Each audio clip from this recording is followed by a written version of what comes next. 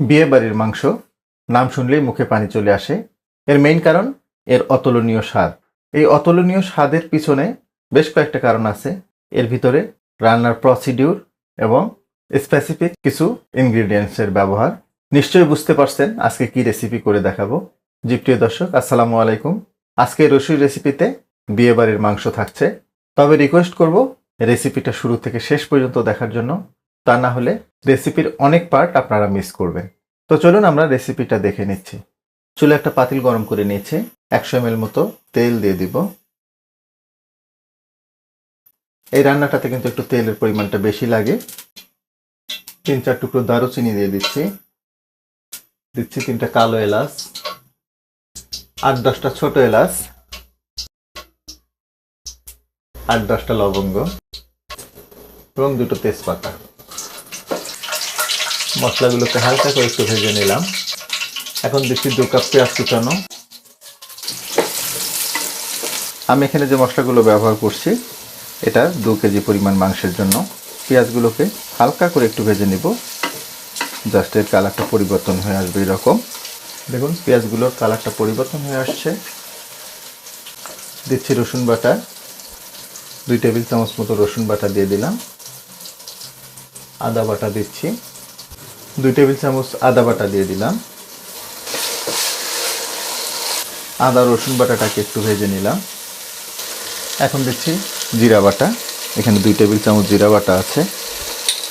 আমি এটা বাটা মশলা দিয়ে করতেছি, আপনারা চাইলে গুঁড়া মশলা দিয়েও করতে পারবেন। দিচ্ছি 2 টেবিল চামচ ধনিয়া বাটা,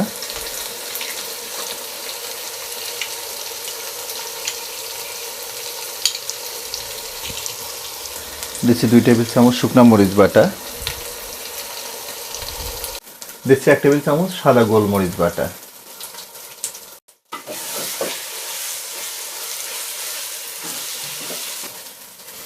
এবার দিচ্ছি হলুদ গুঁড়ো, 1.5 টেবিল চামচ মতো হলুদের গুঁড়ো দিয়ে দিলাম।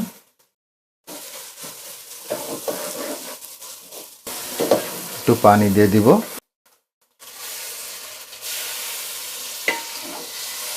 এক কাপ মতো পানি দিয়ে দিলাম। এখন দিচ্ছি লবণ, আমি 2 টেবিল চামচ লবণ দিয়ে দিলাম। ঢাকনাটা লাগিয়ে দিচ্ছি। মিডিয়াম হিটে মশলাগুলোকে 3-4 মিনিট মতো কষিয়ে নিলাম। এখন মশলাটা থেকে খুব সুন্দরভাবে তেল ছেড়ে দিয়েছে। আর চর্বি সহ এখানে 2 কেজি মাংস নিয়েছি। আমি এটা বিফ দিয়ে করছি, আপনারা এটা খাসির মাংস কিংবা উটের মাংস দিয়েও করতে পারবেন। প্রসেসটা একই। দেখুন শুরুতেই যেমনটা বলতেছিলাম আপনাদের, বিয়েবাড়ির মাংসের অতুলনীয় স্বাদ হওয়ার পিছনে রান্নার প্রসেস এবং স্পেসিফিক কিছু ইনগ্রেডিয়েন্টস ব্যবহার। আমি এগুলো ধাপে ধাপে দেখাবো আপনাদের। প্রথমত বাবুর্চিরা যখন রান্না করে তারা কিন্তু বেশিরভাগ ক্ষেত্রেই বাটা মশলা ব্যবহার করে। বাটা মশলার সুবিধা যেটা, একটা অথেন্টিক ফ্লেভার আসে। আরও একটা সুবিধা আছে বাটা মশলায়, যদি গুঁড়ো মশলা ব্যবহার করা হয় এটা কিন্তু তেলে দেওয়ার সাথে সাথেই এটা পুড়ে যাওয়ার চান্স থাকে, অনেক সময় পুড়েও যায়। দ্যাটস ওয়াই এর যে ফ্লেভার, এর যে গুণাগুণ সেটা অনেকটাই নষ্ট হয়ে যায়। বাট বাটা মশলায় কিন্তু সেটা হওয়ার চান্স কম থাকে। ঢাকনাটা লাগিয়ে দিচ্ছি। প্রথম 10 মিনিট মাংসটাকে হাই হিটে রান্না করতে হবে, তবে মাঝে মধ্যে কিন্তু ঢাকনা উঁচু করে নেড়ে দিতে হবে যাতে কোনো অবস্থায় তলায় না লেগে যায়।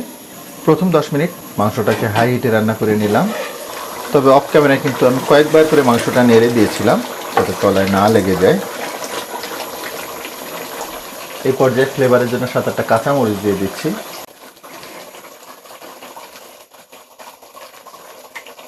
ঢাকনাটা লাগিয়ে দিব। এই পর্যায়ে চুলার জালটাকে মিডিয়ামে নিয়ে আসবো। মিডিয়াম হিটে মাংসটাকে প্রায় 25 মিনিট আমি রান্না করে নিলাম। দেখুন অলরেডি কি চমৎকার একটা লুক চলে আসছে। তবে অফ ক্যামেরায় কিন্তু আমি কয়েকবার করে নেড়ে দিয়েছি যাতে কোনো অবস্থাতেই তলায় না লেগে যায়। মাংসটাকে মোটামুটি আমরা ভালোভাবে কষিয়ে নিয়েছি। ঠিক এই পর্যায়ে আমরা একটু বাদাম বাটা দিব। এখানে চীনা বাদাম, কাঠবাদাম এবং কাজু বাদাম একসাথে আমি পেস্ট করে নিয়েছি। বাদাম বাটাটা আমরা পরে দিলাম এই জন্য, বাদাম বাটাটা দিলে কিন্তু খুব সহজে তলায় লেগে যায়, যাতে করে মাংসটা কষানো কিন্তু কষ্ট হয়ে পড়ে। আবার বিয়েবাড়ির মাংসে বাদাম বাটা দিতেই হবে, কেননা শুরুতেই আমি বলেছিলাম যে স্পেসিফিক কিছু ইনগ্রিডিয়েন্টসের ব্যবহার, এর ভিতরে বাদাম বাটাটাও অন্যতম। বাদাম বাটাটা দিলে মাংসের স্বাদটা অনেক গুণ কিন্তু বেড়ে যায়। যদি হাতের কাছে কাঠবাদাম এবং কাজু বাদাম না থাকে সেই ক্ষেত্রে নর্মাল যে চীনা বাদামটা আমরা খাই সেটা বেটে দিলেই হবে। ঢাকনাটা আবার লাগিয়ে দিচ্ছি।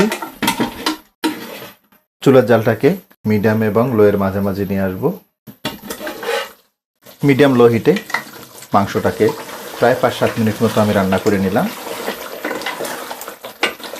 দেখুন চমৎকারভাবে তেলটা ছেড়ে দিয়েছে। বিয়েবাড়ির মাংস রান্নায় পানি ব্যবহার করা হয় না।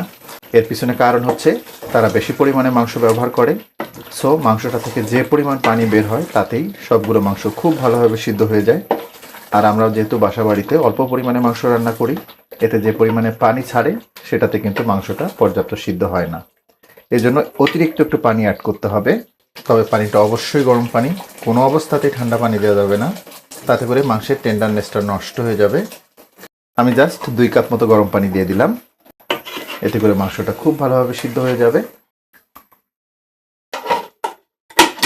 ঢাকনাটা লাগিয়ে দিলাম। চুলার জালটাকে মিডিয়ামে নিয়ে আসবো। মিডিয়াম হিটে মাংসটাকে আরও 20 মিনিট মতো আমি রান্না করে নিলাম।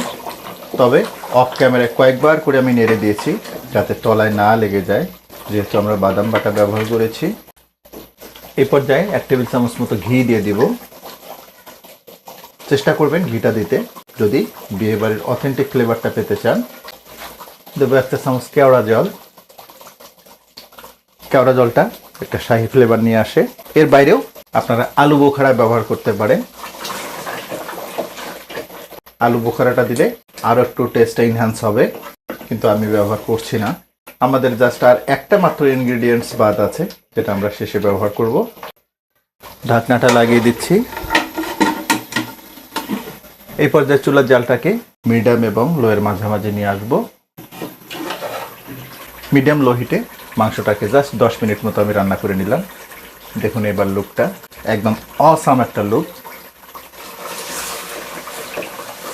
এই পর্যায়ে বাবুর্চিদের যে মুন্সিয়ানা থাকে রান্নায়, সেটা সিক্রেট বলতে পারেন, উপর দিয়ে সামান্য একটু গুঁড়া দুধ দিতে হবে। তবে তার আগে চুলার জালটাকে অবশ্যই বন্ধ করে দিতে হবে। জাস্ট 1 টেবিল চামচ মতো দিয়ে দিলাম। তবে এটাকে আমরা নাড়বো না, ঢাকনাটা লাগিয়ে দিব। বন্ধ চুলায় পাতিলটাকে জাস্ট 5 মিনিট মতো বসিয়ে রাখবো। বন্ধ চুলায় গুঁড়ো দুধটা দিয়ে প্রায় 5 মিনিট রেখেছিলাম। রান্না শেষে এই গুঁড়ো দুধটা দেওয়ার উদ্দেশ্য মাংসটার খুব চমৎকার একটা কালার আসা, এজন্য। দেখুন গুঁড়ো দুধটা দেওয়ার পরে কত চমৎকার একটা কালার চলে আসছে। এর কালার এবং টেক্সচার দেখেই বুঝতেছেন এর টেস্টটা কোন লেভেলের হবে। আমি চেষ্টা করেছি বিয়ে বাড়িতে যেভাবে মাংস রান্না করে সেভাবে রান্নাটা করে দেখাতে। তো আশা করব বিয়ে বাড়ির এই রেসিপিটা আপনাদের অনেক ভালো লাগবে। আর ভালো লাগলে কিন্তু আমার সার্থকতা। যদি একটু হলেও ভালো লেগে থাকে তাহলে রিকোয়েস্ট করব লাইক, শেয়ার এবং কমেন্ট করার জন্য। আর আপনি আমার চ্যানেলে নতুন হয়ে থাকলে রিকোয়েস্ট করব আমার চ্যানেলটাকে সাবস্ক্রাইব করার জন্য। তো আজকে পর্যন্তই। আবার নতুন কোনো রেসিপি নিয়ে আপনাদের সামনে আসবো। সে পর্যন্ত সবাই অনেক ভালো থাকবেন, সুস্থ থাকবেন, নিরাপদ থাকবেন। আল্লাহ হাফেজ।